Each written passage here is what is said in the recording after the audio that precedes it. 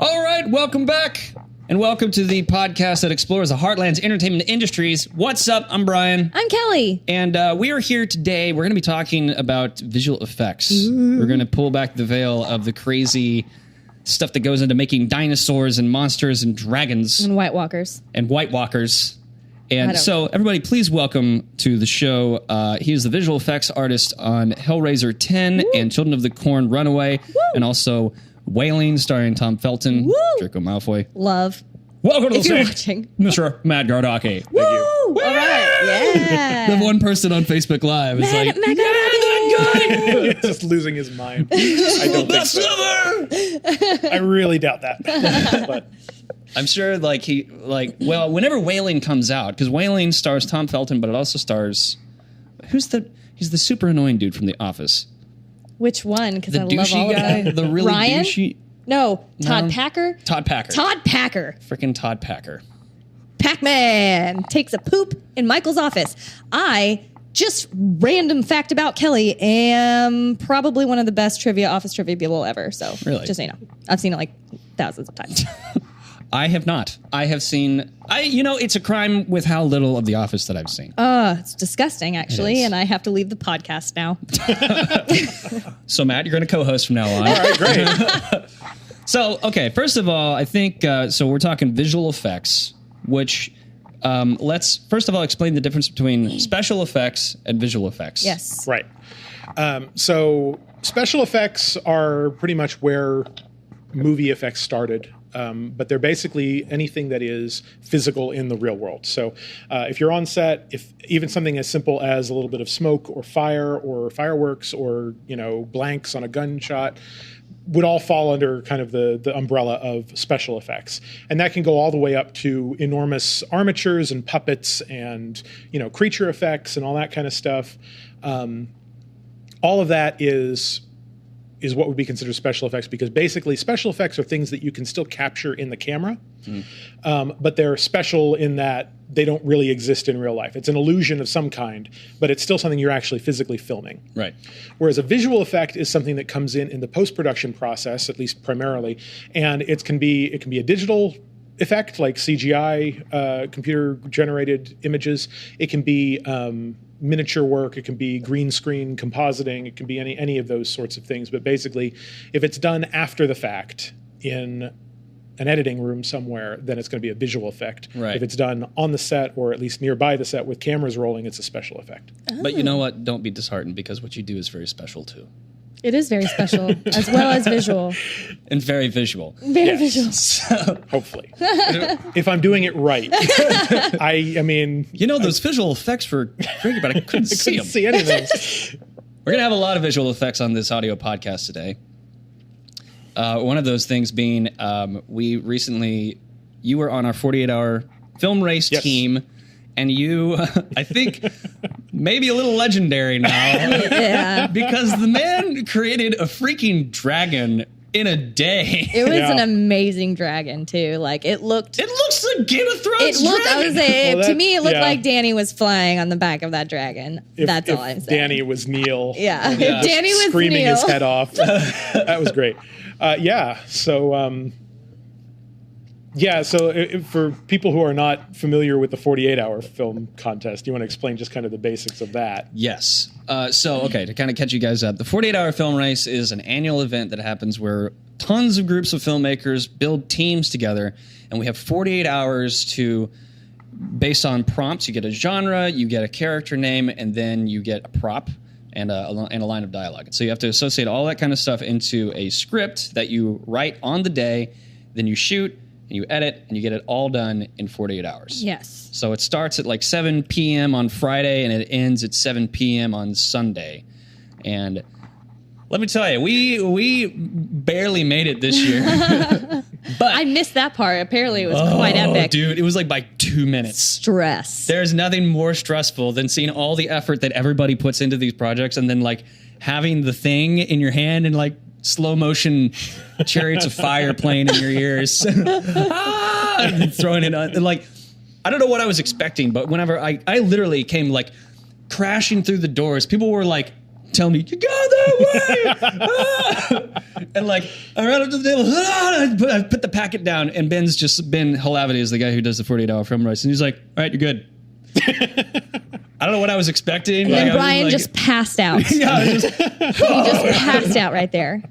So that's what we had to do this CGI dragon for. So Well, you say had to do it. we didn't have to do anything. No. We got to be a part of this thing where there was a dragon. There was. Yeah. So basically what happened, our team obviously had been formed beforehand, and so we were doing a little bit of just kind of logistics planning over email threads and things like that for a couple of days. And I remember that we had our post-production group, Brian Cates and Amanda Hayden and you. Amanda Hayden, James Russell was doing audio. Right. And then there was you on visual effects. Right. So we had this little email chain going back and forth. And I remember I spent, probably a good 20, 30 minutes coming up with this well thought out email listing all the different things that I thought we might be able to accomplish in 48 hours in terms of visual effects. I'm like, here's all the stuff I've got ready to go, stock effects, fire, smoke, whatever. Here's some basic stuff that we can do. Here's some more advanced stuff that we can do as long as we keep it limited. And I distinctly put, we probably can't do a full creature, but if we keep it to like a tentacle or like a head or something, we might be able to pull that off for a shot. And I think I saw that and was like, ha! Yeah. Challenge accepted. And so we get the category. Right. You send out a text. It's like, hey, we've got detective movie. We got So our genre was detective. Yeah, detective. Yeah, and they all go into the writer's room, and so I don't hear anything for about an hour. And then I get a text that says, so dragons? And they're like... Well, see, the funny thing is to kind of put you in the writer's room as to how that came about. So it's detective movie, right? So we have to write this detective movie. And I literally... We were in the room, and I was like, well, we have Matt Gardocki, who he's a visual effects wizard. He's a legend. So what we can't not use Matt here. And then somebody was like, what if we did some kind of Game of Thrones homage? Like, just like threw it into this one random character and like just make him really, really quirky. And I was like, wait, so what if we made him ride a fucking dragon? And ride him he did. And that happened. Yeah. He did. Yeah. But my favorite text was Amanda texted you and she said, hey, I can't remember what it said exactly, but basically, hey, so this dragon's going to kill somebody. Mm-hmm. And then your response was, well, just let me know if it's by eating or by fire breathing. I just need to know that detail. Just small details. Yeah. And it was okay. So how do you do that? How do you turn something around like that so fast? Yeah. Well, first I spend about 5 to 10 minutes panic crying, and then I get to work. So basically, so I made the decision at the beginning, since I mean, you guys were nice enough to come up with that basically right at the beginning of the night. Yeah. Right. So I mean, I knew I had a couple of days, and so I made the decision that I was going to go ahead and actually build this dragon from scratch. Holy moly. Yeah. And see, guys, I thought that you had like a pre-purchased model, which we're going to talk about how you can like actually purchase models and stuff in just a bit. But I thought he had this thing kind of like in his back pocket, just like sitting there collecting. No, you built the thing from the ground up. Yeah. How did you do that? So the way that a character model is started nowadays is basically you use some sort of sculpting software. So I use a program called ZBrush, and basically you start. It's essentially like modeling with clay, except using a tablet. Wow. And so you can start with kind of just a basic shape like a sphere or a cube or whatever, and you just start kind of using the tablet to pull it into shapes that you like. Wow. And so I kind of rough it in, and then I go through a process to kind of increase I'm trying to think of an easy way to explain it, but basically, so if you know how video games work, everything is made up of polygons and vertices, right? So basically, like in order to make multifaceted shapes, they're just a series of like flat shapes that are all linked together. And so I start with a really low resolution version, and I just kind of rough in everything really quickly, and then I do something called subdivide, which basically just adds more of those flat planes, which kind of allows you to put in more detail. So kind of build it up in layers that add detail, and I can sculpt and twist and pull and all that. And it really is like it really feels like working in clay. Wow. That's You know what? so I mean, cool. this is going to sound really weird, but like when I'm watching Project Runway, right? When they're designing clothing on the tablets, Yeah. it feels that they start with nothing and then they start like it's real basic at first, and then all of a sudden they show the final drawing that they have, and it's like this amazing detailed thing. So it's kind of, I mean, not the same Yeah, thing, right, but like right. the process of it is starting. You have to have a basic idea of what you want your dragon shape to look like, right? That's And then so you go crazy. in and refine. Okay. You know what that reminds me of is there's a scene in Bicentennial Man whenever he's making a face for Robin Williams' character. Yeah. And he like takes this mold stuff and he just like throws it onto this thing and it's just like a big loogie. Yeah. And then he's like Starts. Yeah, like but you're. squishing it, and then all of a sudden it's Wow. Robin Williams' face. Yeah, it's kind of like that. I mean, but like with any artistic process, you start with the basic forms and you just slowly add more detail. Okay. So I mean, if you've seen even how to draw books and stuff, where you start with a circle and then you you make have it the- into yeah. a sphere, and then Yeah. you draw the rest of the owl. Yeah, like that's basically how it works. Okay. Except in 3 dimensions, so you kind of move the camera around to Oh, wow. simulate walking around your model and that kind of thing. So basically, yeah. So I do that. And I mean, when I say it's like clay, like I can actually use stamps and things to like add texture detail in like large amounts. So like I downloaded some scale patterns and I actually used that to just stamp it into the dragon. Wow. Okay. So I did all of that, and then basically I spit that out as its own model, and then that goes into my animation software.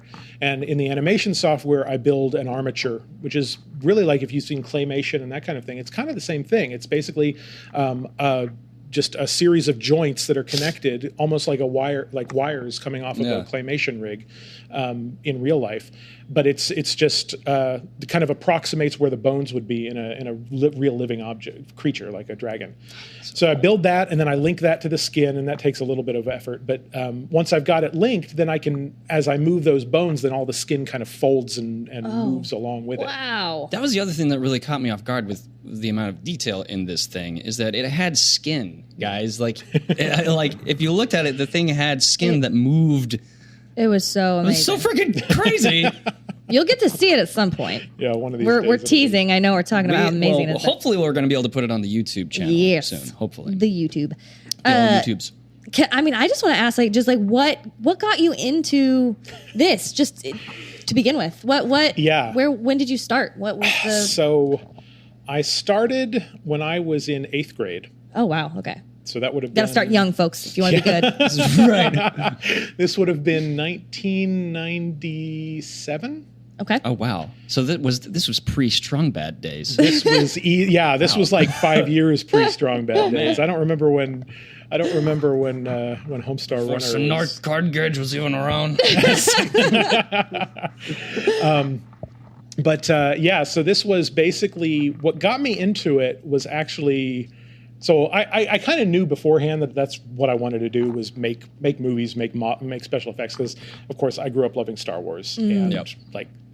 You talk to anybody in my industry, and then you ask them, "Why did you do this?" Star It's Wars. Star Wars. Star Wars. It's always Star Wars, guys. So I kind of 1997 was when the Star Wars Special Edition came out.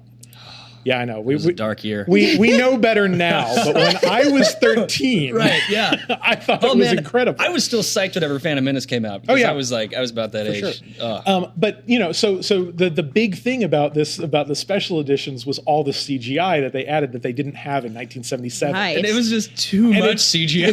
It's you look at it now and it's like, it's so bad, and it's just like irritatingly in your face. Yeah, because it's almost like George Lucas was like, I see a little bit of empty space there. Yeah. Throw a reptilian Fill lizard. that with. Here's the thing, though, right? As much crap as everybody gives George now, like, I understand that feeling of wanting, like, it's like I've got all these toys that I can play with. I can I've got imagine. all that. Anything I can think of, I can just, there it is, and Yeah. it's real now. And I mean, can you imagine in 1997? I mean, this is this is what 4 years after Jurassic Park. Wow. Right. Wow, I didn't think about that. Wow. Yeah, so like this is brand new technology. Like Yeah. nobody was doing this stuff on a large scale yet. And when you can take that technology and you apply it to something as iconic as Star Wars, right? When you're the creator of Star Wars and you think, man, this is 20 years It's later. gonna Look at just- all of this Yeah. stuff that I can do now that I couldn't have done back when I made it. So, I mean, I can understand why that happened. It still doesn't make it good. But it inspired you. But it did. And that counts for so something. right around this time, right, we're getting the advent of online video. We're getting the advent of, I mean, YouTube hadn't really occurred yet. I think that would be another year or two before. When did YouTube come about? It's not until late 2000s, right? No. Google bought it in late 2000s, but it was a thing before that. What? Yeah. I keep forgetting that the year 2000 was 17 years ago. Yeah. 17 It was years a long ago. time ago. Ah! So anyway, but this was the advent of kind of like high-speed internet, right? By high speed, it was no longer Yeah. dial-up. Right. But so this was also kind of the heyday of Star Wars fan films, Oh, yeah.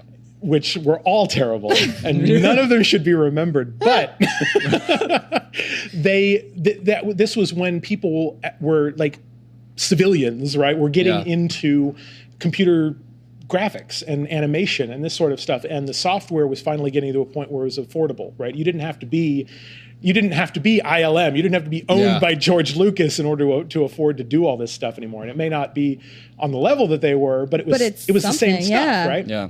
So I remember in 1997, I had a little piece of software. I think I paid $60 for it. And I bought it, like the company barely lasted 3 years. Like they're not even on the radar anymore. But it had the ability to bring in 3D models and render them, which is basically the process of kind of applying the light and the shading and making it look real. Yeah. Not really at the time, but real. You know what's funny Yeah. though is like at the time whenever that technology was first coming out, I remember seeing like Jurassic Park is amazing because it still holds looks up. amazing. It still Most of it. Most of it. Yeah. It totally looks Yeah, no, legit. it does. It's But then great. there's other movies where like I go back and I watch the special editions and it's just god awful. Yeah. It's just, but at the time you're just like, this is amazing. Yeah. It's like I'm seeing these things for real. Yeah. Wow. Yeah. So I had this software, and I remember I was running this thing on my little desktop. I custom built a desktop Nice. to be able to do this. And how old were you? Of 13, 14? You know. I mean, Freaking whiz bang. I'm pretty sure I was still like, I like monkeys. Like I was like, I'm gonna study monkeys for my future, like or something. I was busy running the kids' detective agency. That's a real thing. so I built this computer, and it was a 300 megahertz machine with, say, 8 megabytes of memory. Okay. Maybe 16 megabytes. When we of think memory. about like compared to what I have in my phone right now. Yeah. But anyway. Yeah, Good Lord. Yeah, and I remember, so I downloaded a couple of models off the internet, and it was 30 frames that I animated, and just wow. a spaceship kind of coming toward the camera and then going away. Oh, cool. It took hours and hours to render, and it was like that big. Like it was not even like standard definition. It was just this tiny little web video, and all I get was 1 second of Yeah. and but like I Hours, love that days. stuff. I ate it up. I spent Wow. like from then until now pretty much Yeah. learning all I could about it, and technology slowly got better and my skill set slowly got better. And now you can build dragons And in now a single day. And now I can In a build day. dragons. That's that's crazy. That's just freaking nuts. It is. It's amazing. Well, I want to get into kind of the nuts and bolts of like, because you're a visual effects supervisor on a lot of things. So whenever we're on set, I see you walking around with your 360 camera a lot, and like, you know, we're talking anchor points and all this kind of stuff. Could you talk about that kind of thing? Like, Yeah. let's talk about tracking. Okay. So explain to the layperson, like, what exactly is tracking? I have no idea. Please tell me. Because I know enough about the terminology to have a conversation. Okay. This is like my Spanglish. Right. So Yeah. So when I'm on set, an on-set supervisor, like my job basically is to I'm the guy on set who thinks like the computer. And by that, I mean, basically, computers are very good at number crunching. They're not very good at logic like we think about things. The computer can't look at a scene and understand it. right. All it can see are the You can numbers. take in the data points Right. and then And so when we're trying to put visual effects into a live action scene, it's very important that we have good data for the computer to be able to understand what's going on. And so what a computer can see is color. It can see luminance, which is the light and dark values of a frame. And it can see points of contrast. So when a bright pixel is next to a dark pixel, it can understand that. And when a pattern of light pixels is next to a pattern of dark pixels, it can understand that. And so what it can do from there is, if you have enough of those kinds of patterns, is it can track where that pattern moves in the frame. Okay. Oh, wow. And that's basically what a tracking marker is. So when you see actual tracking markers, they're always high contrast. They're either like circles with like grid patterns, or they might just be like crosses of gaff tape or whatever. But basically what you're doing is you're making a point of contrast that the computer is going to be able to kind of easily see no matter where it is. Right. And so it's going to lock onto that. And then, so how do you, like, you put the dragon into this environment that, like, I'm always confounded by this, because you're dealing with a two-dimensional image. Yeah. It's not 3D yet. Right. So how do you get a 3D model to interact with a 2D image? That's where the tracking markers come in, because a single tracking mark allows you to track in 2D, right? When you add, so if you have one tracking mark, you can track position, and that's going to be X and Y position just on the screen. If you have two tracking markers, now you can track position, you can track rotation, you can track scale. Okay. Right? Oh, okay. And so if you have three or more tracking markers, now you can track position, rotation, scale, and perspective. Right. So That's how you... when you have tons of tracking markers, what the computer can actually do is, if you've got enough of them and they're on the screen for long enough, the computer can actually measure the relative different distances between each tracking marker, and it can figure out the parallax, basically how things move in depth. Brain already hurts, man. And when it does that, it can reconstruct how far things are in relation to each other, and that can actually generate a three-dimensional camera and a three-dimensional scene. Wow. I'm going to need you to draw that diagram on the whiteboard. Yes, which we will add in via visual with effects visual later. effects. Yeah. This is where I encourage everybody to go to the video of the podcast on our YouTube channel, youtube.com/Okie Show Show, so you can see him actually My describe vague with his hand hands gestures. what exactly he's talking about, because I'm following because I can see what he's talking about. Yeah. So, and then from,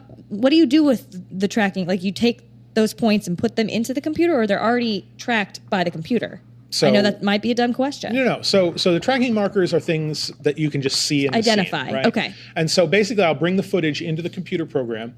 The computer, it'll either, and depending on how I want to do it, I can either specify where those tracking marks are, or I can let the computer figure them out. Okay. Okay. And sometimes it does that better than other times. So it's usually a combination of both. Okay. Once it knows where the tracking marks start, then it can figure out how they move throughout the scene. Wow.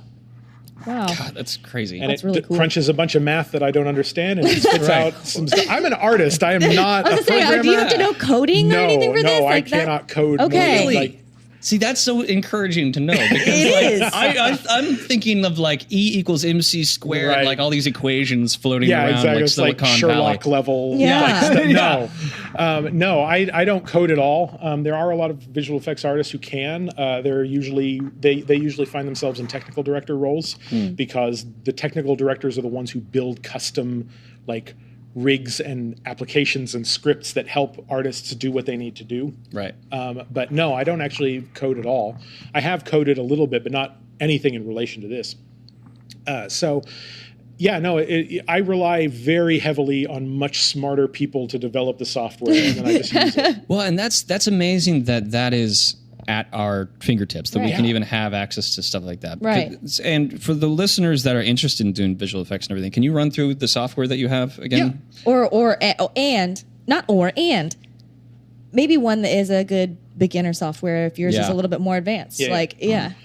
So it really kind of just depends on what you're trying to do. The software that I use tends to be kind of a Swiss Army knife. It can do everything. So I use a program called Autodesk 3ds Max. Another really common one, probably much more common, actually, is Autodesk Maya. Okay. A lot of people, like if you go to school, you're pretty much guaranteed to be learning on Maya. I also use, like I mentioned, ZBrush, and I use a smattering of other kind of specialty tools.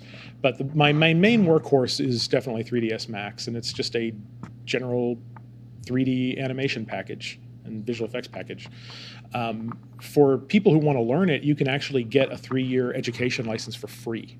Oh, wow. Whoa, really? And same thing with Maya. Autodesk offers all their software. So if you go to their website, just do a search for education license or learning edition, and you can actually download it for free. There's a million tutorials on YouTube. So anybody who wants to get started in this can do exactly what I did, because I didn't go to school for this. I learned it myself watching videos and playing around with it for a lot of hours. That sounds so much more impressive than when I'm like, I learned how to crochet by watching YouTube. It like, I feel good about it, but this is like so much bigger than that. It's the best. Sorry. Well, and that's crazy. I mean, like, again, for the listeners that are wanting to get into this, the fact that you don't have to go to school for this, and now you're working on movies like Hellraiser and Children of the Corn, and Jurassic Games coming up, which is going to be freaking amazing.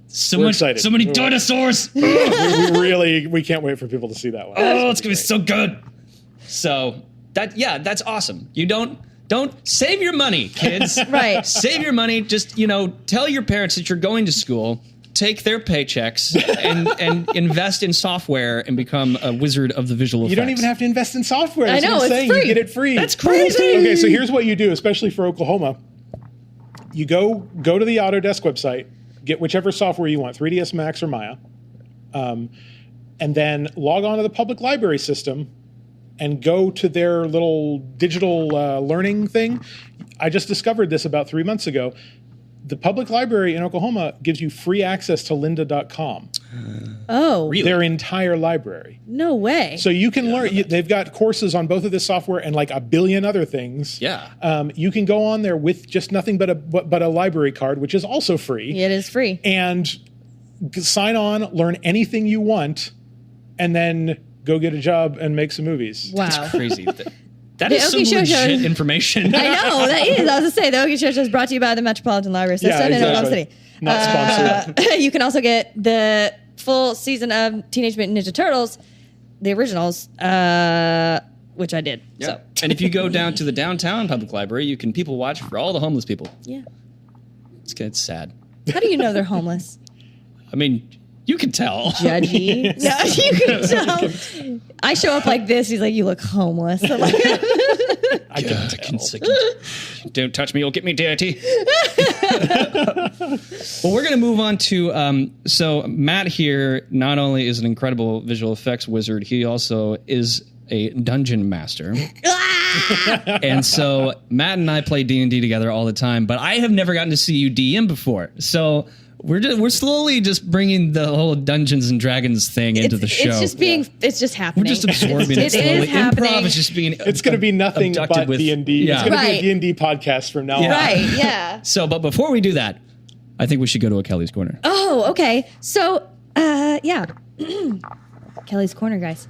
Kelly's Corner. Ooh, I don't know why it's always today. the Reading Rainbow. I'm off thing. today. So we're moving, and When did you find out about we this? found out about this via letter in the mailbox. A week and a half ago, that the owner of the house that we rent is selling it. So we gotta get out.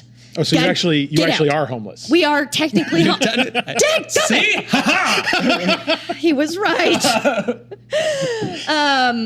So yeah, we're moving, and I started stressing, obviously, about like where we're gonna move and how much stuff we have that I have to move, like all of the My Little Pony things that I've got shoved in the corners of our That's one of houses, those- and like, all this stuff. We just have so much stuff.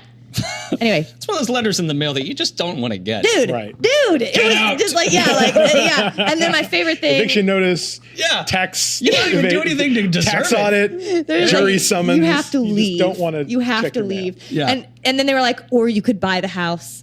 What? Okay. So stressing. I'm looking at houses. Aaron and I are talking about like, are we going to buy? What do we need? Like, we're gonna, 2 houses down. The house is up for rent in our cul-de-sac. 2 houses down from our house. So you got booted out of your house, and you're like, oh yeah, well I'm going over here, and we're gonna walk everything over. I'm gonna manually move everything, physically walk it across the cul-de-sac to the new house, and then I'm gonna sit in the driveway of my new house. And any person that tries to come live in our old house, it's not haunting if I'm not dead. So I don't really know what to call it other than I'm gonna heckle them and stalk them. And it is out of the kindness of my heart. I'm gonna deter them from living in that pile of mess like, that house is. Friendly Don't ghost. go into the bathroom at 3 p.m. I have all the keys to your house. Don't look under They never the closet changed the door. locks. So yeah, that's my Kelly's Corner. And Oliver is very upset. I will throw this in there that he thinks that because we're moving homes, we have to leave everything that we have in our home and start fresh in a new home. So he's like, but people are going to come take our stuff. And I'm trying to explain to him, like, we get to move everything from the house to the new house. But then he for some reason thinks our dog is not coming with us. He's like, but what about Dexter? What if you left Dexter at the house two doors down? I'm telling you, my husband would love that. He would love to leave and Dexter. Dexter's just looking out the window like, what guys. It's not funny. So yeah, trying to convince Oliver that we're not leaving all of our possessions, but I'm also trying to be good about hey, you don't need that stuff anyway. Yeah. You don't even know it's gone. I took your car set a month ago and packed it up in a box. You don't even know. This is just an opportunity to build character. It is. I'm using it. Yeah, you're losing everything. And to stalk people, I'm going to get very good at stalking people. I really am going to. I'm going to sit on the front driveway like an old person, and just and yell one of those rickety old chairs, yeah, foldable chairs with your butts hanging tell through them, the thing. Hey, there's black mold in the bathroom, right? What's wrong with it being black? It could be white mold. No, I don't know. Anyway, but I'm gonna do it. You can join. Should. Oh, you can join. We I can will film totally it. join. We can film it. We'll just get drunk on your front lawn. Yeah. Yeah. That'd be great. Is that public in talks? It's on my private property. Yeah, it's on her land. It's on my cul-de-sac. All right, so guys, let's play some D&D. All right. Let's do it. Okay, so for the Facebook Live listeners, we're gonna have to kind of rearrange some stuff, so just bear with us. Oh, sorry. To all two of you, Yes. that are watching. All right. Well, I'm gonna get a table. So. All right. Okay. And break.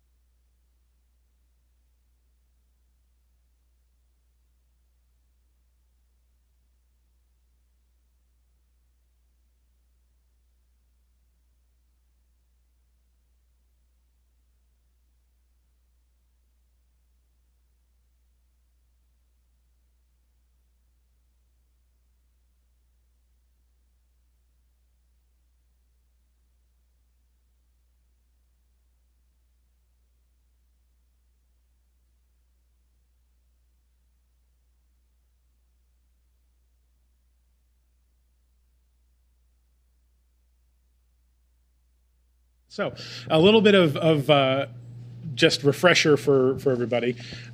So, you guys are adventurers living in a fantasy world that you will discover is not very forgiving. Okay. And so, your characters may change quite rapidly. Okay. I have All right. a stack here of 10 characters. Oh, wow. good Lord. He's going to kill us so fast. We're all just going to die. And I am going to just hand you a random one. Okay. And I'll give you a few minutes to look over it. All right. This is awesome that you did this, by the way. Thank you thank for all you so the hard much. work. Oh, this is great. I love having. Here, Is this for me or for him? It's for you. You can trade or whatever if you Doesn't want matter.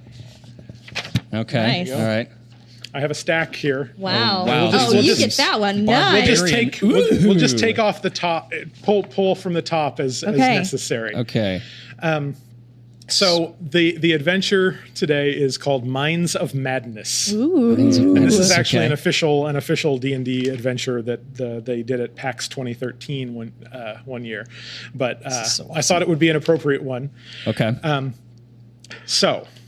And for the purposes of this, I'll give you some minis. Oh, thank you. Oh yeah. They're not really representative of anything. They're color coded, so they will be your character no matter what your character happens to be. All This is right. amazing. Okay, so for the listeners to have an idea of what's again, you got to go to the Facebook Live or Yeah. to the YouTube channel, and you can watch this. The man has brought a board, Everything. a graph board.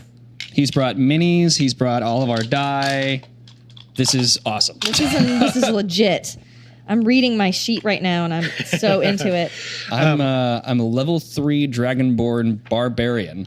Yes. Hell yeah! Named Serena Clefton Thealor. Oh. My name is Mehmin Yep. Mehmin Rain. Level 3 human ranger. I'm a hunter. Yeah. I'm liking this. All right. Okay. So don't worry too much about the stats and everything. I will let you know what to look for as you need it. Okay. So just basically keep a couple of things in mind. Go ahead and read at the very bottom. You'll have your personality traits and Yes. things like that. So that's up to you, but it can inform potentially how you want to play your character. Okay. Whenever you want to do something, just tell me what your character wants to do. Got And it. I will either allow it to happen or explain why it doesn't. Okay. And if I ask you to make a check, so basically find your little 20-sided die. All right. That is a D20. So that's what you're going to use anytime that your character wants to try to do something. Okay. So that can be try to attack. It might be try to understand something or investigate something or things like that. And I'll tell you, basically, if I tell you to make a check or an attack, then your 20-sided die is what you'll roll. Everything else is usually just modifiers to damage and things like that. So I'll tell you Nice. kind of as it goes. Okay. So, and for the purposes of this, we'll just assume that all of your characters know each other. Okay. Okay, you've I met like it. before. You probably met in a tavern, like every character in D&D, Yep. and you And- you have heard. You're drinking fine brew. Yes. Yep, you're drinking some dwarven ale, and I mean it Okay. comes from the mountains, so I assume it's true. It's true. It does. So, Exactly. 100% Rocky Mountain water. Oh, yeah. well, there's got to be Water, some yeah. dwarves up in the Rockies somewhere. I'm sure. Okay. Tolkien dwarves, Tolkien not dwarves. little people.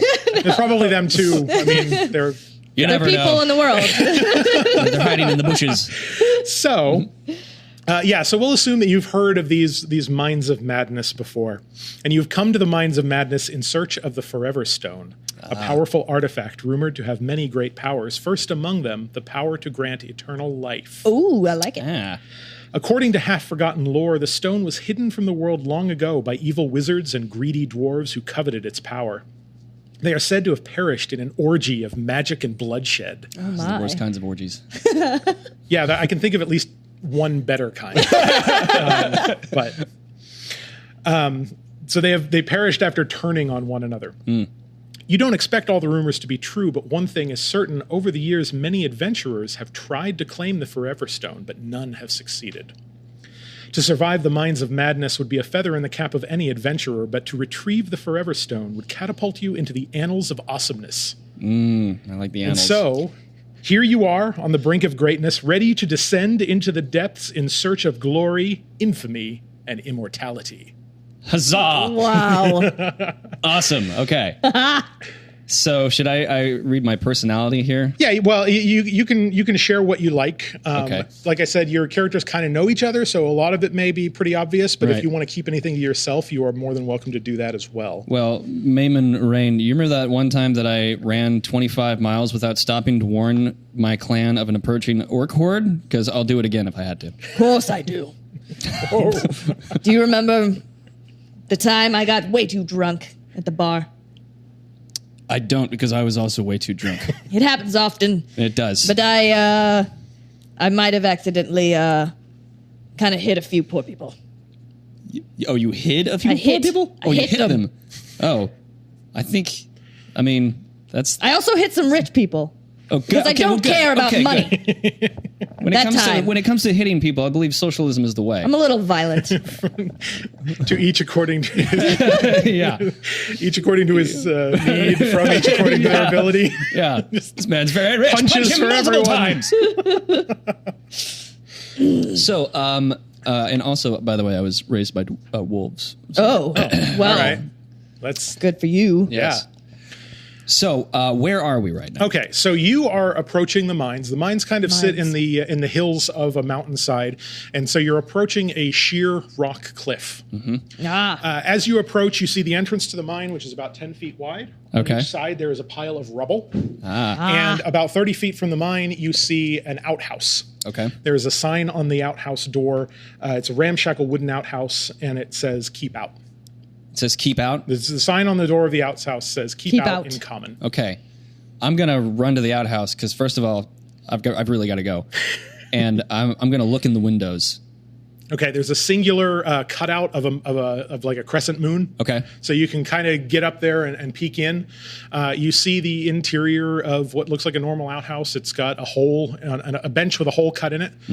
You can go ahead and make a perception check for me. All right. Is that So a D20? Roll your D20, and then you'll have you'll see. 9. Okay, and then what's your wisdom modifier? That'll Let's be the see little here. What is number the next to your wisdom wisdom score at the modifier? top. That is, where is it? Oh, 0. Okay, 9. I'm gonna go do the same thing as well. Fortunately, you actually also have do. to take- Oh, you get to see. You do actually. It's not very difficult to make out. You're not Ah. sure what it is, but you do see a little bit of flickering orange light, potentially coming from the hole. From the hole. Hole. Ooh, okay. But there's nothing in there. You don't see anything. I don't see anything. Okay. Well, using my barbarian berserker strength, I'm going to open the door Okay. because, again, I've really got to go, you guys. It would have opened quite easily, but you pull it off the hinges. As a barbarian is one to do. You're not if you really need to use the outhouse, you're not going to be able to have a lot of privacy now. Well, I look over to Maymin and I say, well, things are about to get awkward. Well, I need to stick my head in that hole and see where the glow is coming from. I mean, you might want to let me go first, or you might want to I let me probably go don't after. want to let you go first. I push you out of the way, You walk stick your up- head down that hole. put my head over the hole. So you let her go into the outhouse? Come on in. Are you okay? So you're both in the outhouse. We're both in the It's outhouse. only big enough to fit one of you. Oh, well, it's a tight squeeze. I push him out. Oh, Okay. Get out. So you're standing right at the door, and I and you have my are- head over the hole, Okay. looking in to see what I can see and hear. Okay. Yeah, so you look kind of down into the hole. You see a flickering orange light through the hole that's emanating kind of deep below. You see that this hole goes down a good 30 feet. And at the bottom, there is a torch sitting on the ground. it's amazing that it didn't light up all that methane. I want to jump down that hole. You want to jump down into I the want to jump crapper? down the hole, especially before you go into it. Okay. Are you? I mean, listen, I'm going to So check. while and you see. guys are debating, oh, you hear a rumbling Oh, man. from the hole, From my from the stomach. hole. from the Oh, from hole. the hole. You hear it, you feel it in the ground. You don't actually, you just hear it mostly echoing inside of the outhouse. Okay. Okay. And as you guys are trying, kind of looking around, trying to figure out what in the world it could possibly be, a giant purple worm comes Look at out that. of the hole. He just pulled out a giant purple Where's my- worm, you guys. My base. Hang on. It needs a base. Oh. Where'd it go? I And then in total shock and surprise, I say it and then I do it.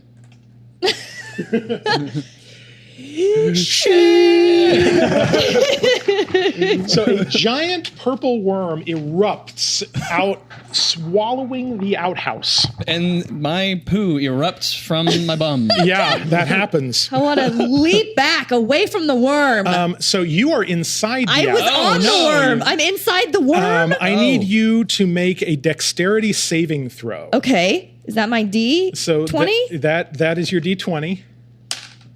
18. Okay. And then what and is plus your 6? plus 6 on saving dex. throws? Oh, Nice. saving throws. Yeah. Well, yeah, dex. Saving. Yeah, dex. 6 plus 6. Nice. Okay.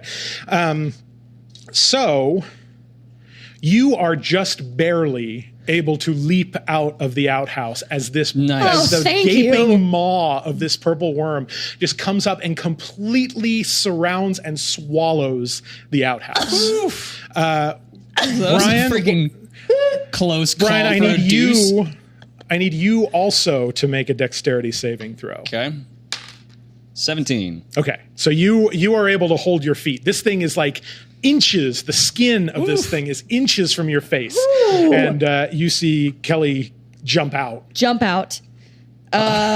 So the purple worm comes up. You can see it's about 25 feet in the air right now. Good Lord. And you don't know how much, but at least, but part of it's still underground. Like you don't know how big this thing is. Jeez, what did somebody eat? And so it will start once it comes out, like it kind of chews up the outhouse a little bit, realizes there's not much food, and it kind of slowly starts to withdraw back into the tunnel. Now you have the option as it withdraws, you can make an attack on it or you can let it go. Okay, so seeing how I don't think this guy is too connected to the stone of everlasting light. Forever Stone? Yes, Forever Stone. I think that we should let it go. But then again, I'm also a barbarian with all this pent-up berserker rage. You tell me. Listen, I tend to really like to draw from observing nature instead of, I mean, although I'm very strong, if you want me to hit it, I'll hit it. But Maybe- I kind of want to let it go back down. Maybe it's not trying to get us. It said don't enter. We Maybe- didn't follow the rules. It did have a sign That's that said keep true. out. Maybe with our powers combined, I can use my wand of magic detection to see if maybe this thing is connected to anything inside the cave, and then you can punch it in where you believe its dick would be. Okay, as you've been having this debate, the worm retreats back into the hole. Oh. And so it pulls down into the hole, and a lot of the rubble kind of closes in a little bit around the hole. So there's just basically a big depression in the earth where the outhouse used to be now. Yeah. And I sarcastically say, shitter's full. Well, I observed that this worm is not a threat to us as long as we don't intrude upon its domicile. Yeah, I guess we're not allowed to poop into its mouth. I would not enjoy that. Disgusting. So I want to move toward the rubble and the cliff. I mean, Let's go to the rubble on the cliff, and I am going to use my wand of magic detection to to observe my surroundings. Okay, so you're at the entrance, the mouth of the Yes. yeah, Opening? we Okay. want to move. Worm is toward the- gone. Yeah. We are at the entrance. Bye, here. worm. worm. Could have attacked worm. you, but I didn't. Bye, You're worm. welcome. I'm a humble human. All right, so you approach the mouth of the cave and you see two piles of rubble, and you notice as you come up to the cave, the pile of rubble to the right has an arm sticking out of it. Well.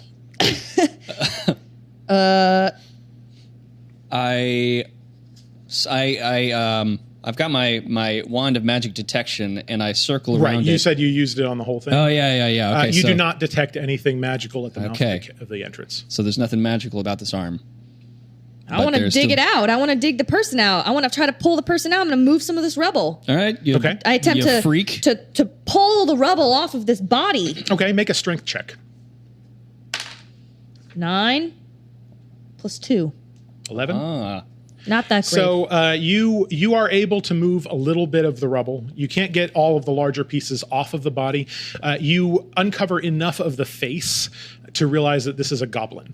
Oh, classic I speak goblin. goblin, I believe. I do. I speak goblin. I say to the goblin in goblin. Is that I don't know if there's like a goblinese or however. Yeah. I start shouting, are you alive? Are you alive? And I check to see if it's alive. Half his face has been crushed in. You're Oh, pretty he's sure dead. he's not alive. Oh, by the way, he's dead. I push her to the side and I grab him by his shoulders and I shake him. I say, "Are you alive?" His arm falls off. Talk to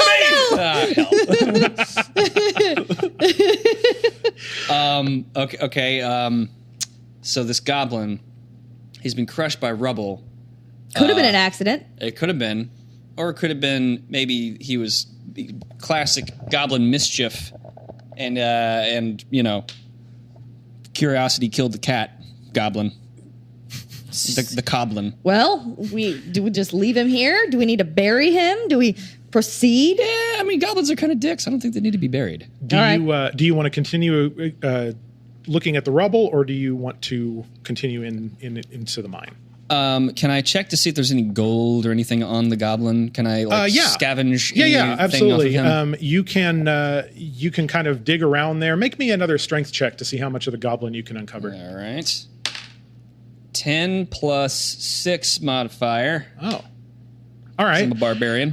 So you take a couple of minutes and you start moving rubble and you realize you've uncovered 2 goblins now. Oh, shit. You look through their belongings and there's some broken spears buried with them and their armor has been kind of crushed. They don't have anything of value. What about the other pile? I turn to the other pile. I want to look at it. I want to see if there's anything. I kind of kick the pile a little bit, see if there's anyone under the pile. Okay. Some rubble kind of rolls away and you see a foot. It also appears to be there's goblin. a massacre. It also appears to be a goblin foot. These guys got stoned hard. Do you think it was the dwarves? The dwarves, maybe. I mean, I'm assuming there's dwarves in this area. I mean, it's a cave. Goblins are notoriously the enemies of dwarves, right?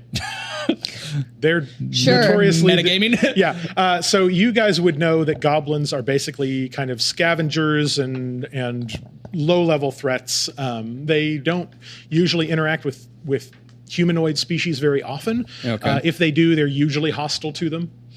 Total dicks. I want to look around and make sure there's no other goblins nearby anywhere, and look along the. Can I lean into the abyss over there and look and check and see if anyone's Like the abyss right over here? that entrance. Can I lean over The opening to the mine? the opening? Yeah. Yeah. How far can I see? Sure. Make a perception check. 20. Natural 20? Natural Nice. 20. Everything. Yes. You see everything. Do you have dark vision or low light vision? Ooh. Just made a noise. Your camera just I made think a noise. it died. Oh no. Oh no. I think the Mevo died. Oh. Oh well. Well, we'll see. Is it not plugged in? Yeah. Here, hang on. We'll see because I just picked this up. Oh, yep, it's gone. It's gone. Oh well. Let's see. Where would I find? I don't think I have. I think we'll be about 10 more minutes. Is that okay? I'm enjoying. Dungeons and Dragons. It's not an art. It doesn't look like I have any visions. Okay. Vision abilities. Okay. So you peer into the mine, and you can see it's pretty dark in there, but a little bit of the sunlight is kind of shining in. You can see maybe 60 feet into the mine. You can make out. It doesn't look like there's much of anything that out of the ordinary. I mean, there's some wooden beams and things holding up the mine, and if you at the very edge where it kind of falls off into darkness, you can see what looks like a path going to the left and to the right. Aha. It also continues a little bit further into darkness. Okay. Well, I'm going to tell my friend here. Hey, I see these things. I see a path. We could go straight a little bit left, right. I don't know which way to go. It's nebulos. I whip out the arm of the goblin that was at the entrance that I have now That you broke fashioned off. into a torch. And Okay. I say, I also pull out my wand of magic detection to see if there's any magic in this area. Okay. Yeah, so you make your way a little bit into the mine, and your wand of magic detection kind of starts going a little nuts. And it kind of works like one of those metal detectors, right? So Okay. and you follow it to a tile on the floor, and there is a rune carved in the floor. Do you see this rune? I see the rune. Do either of you speak Dwarvish? No. I speak. I Abyssal do not. I goblins speak are- Gnomish. No. But I have, okay, let's see. I have absorb elements. Is that something I could use to absorb the rune? Knowledge? Probably not. Probably not. So, yeah, you see a rune on the floor. It's in a bizarre script that you don't understand. It's got a couple of letters and scratchings on it. You're not really sure what it does. Make an intelligence check for me, both of you. Okay. 11 8. plus Plus 0. 1. I'm kind of Okay. dumb. You have no 12. idea what this rune does. Great. Well, I want to go near it. I want to go as close as I can to it without touching it. I have this vial of acid.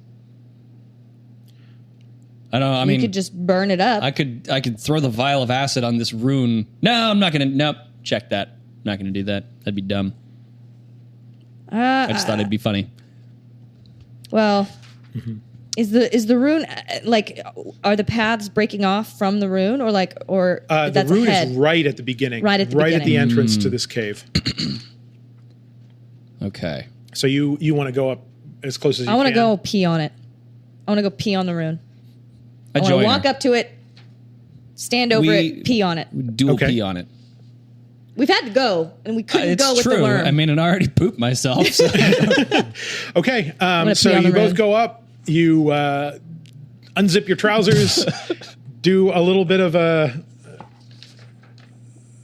We do bukkake on the rune. Business. yeah. You pee on the rune. The minute you do, the rune flashes brightly. Oh, good. And the tunnel around you begins to collapse. I need no. you to make a dexterity saving throw. Oh god. Oh, 3. Oh, that's so bad. It's plus 6. I have 9. I'm gonna die. 9. Okay. Hang on. Okay, here we go. 11 plus Okay. was it dexterity? Yeah. Yeah, 11. Okay, so you take Brian. Your character takes 3 points of damage. And Kelly, your character A lot. takes 7. Okay. Okay. All right. And you are each buried under 4 feet of rubble. So I need you each to make a strength check. All right. 3. 4 5. plus I got 6. 5. You are pretty well wedged. Well, I have a spell. adventure. Adventure. I have a spell. Okay. Can I use ensnaring strike to get out? Is that something? Can I? Ensnaring strike basically allows you to kind of grapple a character so Oh. they can't move when you make an attack. So I could do that to Brian, but I don't. That would help. Okay. Yeah. So you guys try real hard, and you're still pretty well buried. So about 10, 15 minutes passes, We're still and still- you're just kind What of. position are we in, like in relation to each other? Are we just like on top of each You're other? basically like right next to each other, Oh. and neither of you had and we had were a just chance to peeing, zip so up my your pants. wiener's out.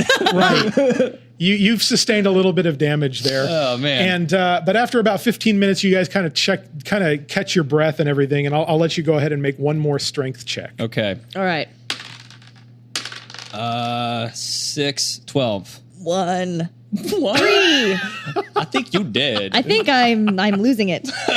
All right, so you are well and truly buried, and try as you might, there's nothing that you can really do. So I summon the power of my draconic ancestry, and I go into a berserker rage. okay.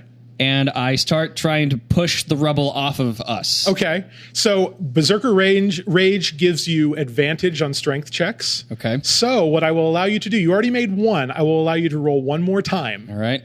as a Berserker. 7 plus 6, 13. 13. Okay. And then And how much is the Berserker? Still not great. Good, not great. I don't know that, I'm not sure that Berserker gives you much.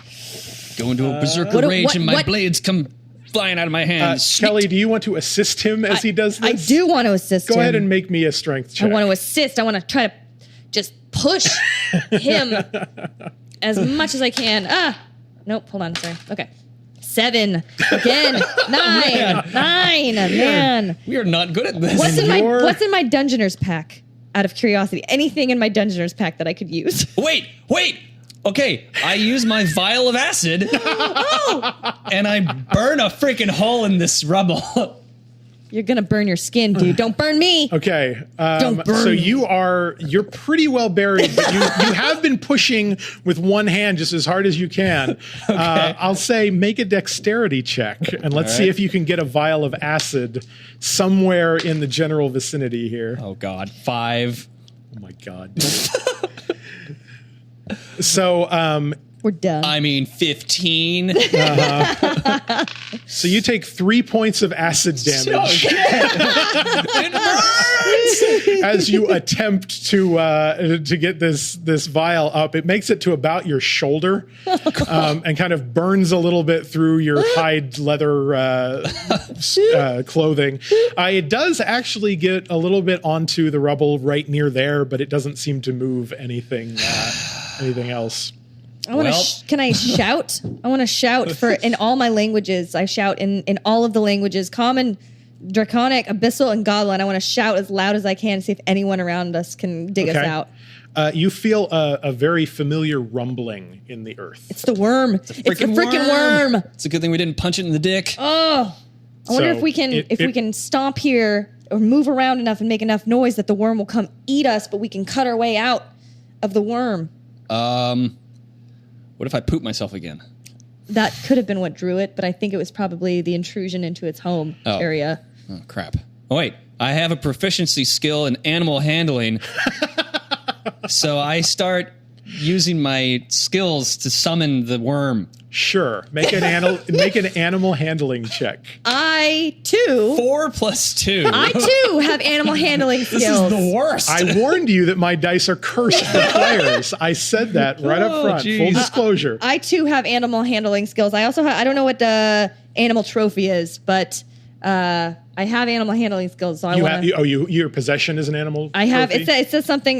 my equipment is animal trophy. Yeah. You probably... You have like a pair of antlers or something. Okay. Okay. Well... 6 plus 5. So the worm hates us. You spend. We're dead. I'm not dead. I mean, you spend quite a long time. I feel like a couple hours have gone by. Yeah, and you struggle with all of your might, and sadly. Eventually, exhaustion overtakes you. You run out of oxygen, and both of you perish 10 feet into the entrance of this mine. And that is a perfect way to end this episode. Death for all. We are the worst adventurers ever. All we did was almost poop into a worm's mouth and pee on something that made us die. Oh, goodness. Well, Matt, thank you so much for coming on the show. You're welcome. It was my pleasure. Yeah, man, this was awesome. And again, where can we find you online? Like, where can anyone look you up? Yeah, so you can find me on Facebook, either my name, Matt Gardocki, or my company name, Gardocki Digital. You can also find me at gardockidigital.com. How much do you charge to make a cartoon for my kid? Make a cartoon? I want you to make a cartoon for my kid. How much would you charge? Just wondering. I don't know. I pay in casseroles and pot roast. Boom. So. You are such a mom. I do like pot roast, so maybe we can work something out. Perfect. Well, thank you so much for coming on the show, guys. Matt Gardocki from Gardocki Digital. And if you like what you've heard, go to iTunes podcasts and subscribe to the show. Go to our YouTube page, youtube.com/Okie Show Show. I don't even know why I'm looking at the camera because it's not on. Feels good, though. I just realized, yeah. Feels good, though. Also, follow us on Instagram and Twitter at Okie Show Show, and we will see you guys in the next 2 weeks. Yes. Okay. We don't have our bell. But Ding. bye. Ding. Bing.